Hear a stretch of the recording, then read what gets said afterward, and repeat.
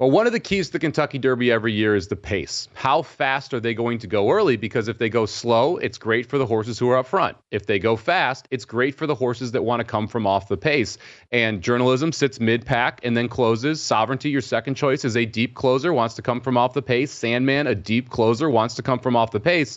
And so immediately you go, all right, where did the speed draw? How is this going to set up the early pace of the race? And for closers, this is phenomenal because the two places that you want speed are inside and outside if you are a closer, because there is no option for those horses except to go as fast as possible early. And in a race just a month ago, we didn't think was going to have that much of pace.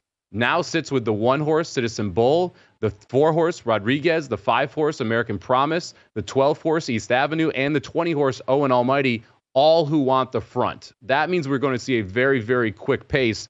It makes it near impossible for any of those 6 horses to win, in my opinion, because if you've got 6 horses who are banging heads for the lead and they go 45 seconds to the half mile, which generally you'll see is around 47 or 48 seconds, it's going to be very difficult for these horses, which have never run a mile and a quarter, the Kentucky Derby distance, to be able to have the stamina to hold on late in the race. So that sets it up extremely well. I like always finding one horse or one or two horses that I want to key in. Usually they are a couple of mid-price horses. Last year, fortunately, Mr. Dan was one of them, and that worked out for me. But I will usually find like 2 horses. I'll play a tri-key. To be honest with you, most of the people, that's the only horse race they bet all year. Right.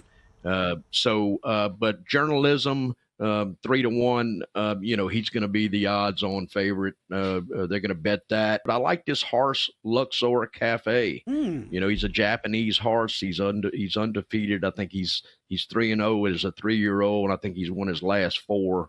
He's probably going to be getting some money. I think he's at 15-1 right now.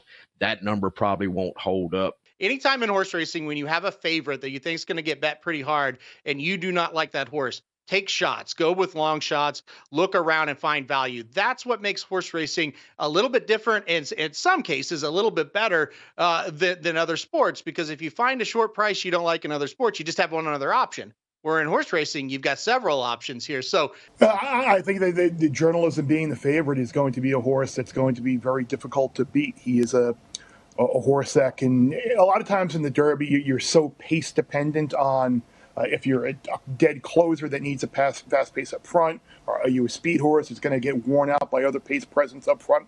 Journalism's the kind of horse that can kind of make his own trip, kind of sitting in right behind the speed and then making his kick the turn from home and not having too much work to do. There was a big the biggest thing that's happened so far in the Kentucky Derby, in my opinion, as a handicapper, and I'd love to get like Mike Somich's opinion on this as well, is the fact that East Avenue, who was a really highly regarded 2-year-old last year, he's going to run in the Derby. He got the necessary points in the Bluegrass last week, I believe it was.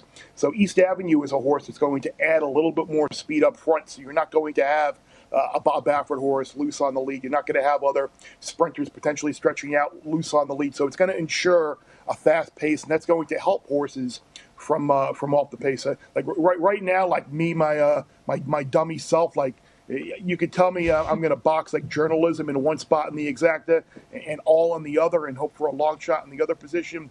And it's probably not the worst bet in the world, because I do think Journalism will be very hard to keep out of the exacta and trifecta. Bob Baffert making his return to the Derby. It's his first eligible year back. He has his highest ranking horse in Citizen Bull, which is 9-5 to win Santa Anita. What do you think about his return to the Derby this year?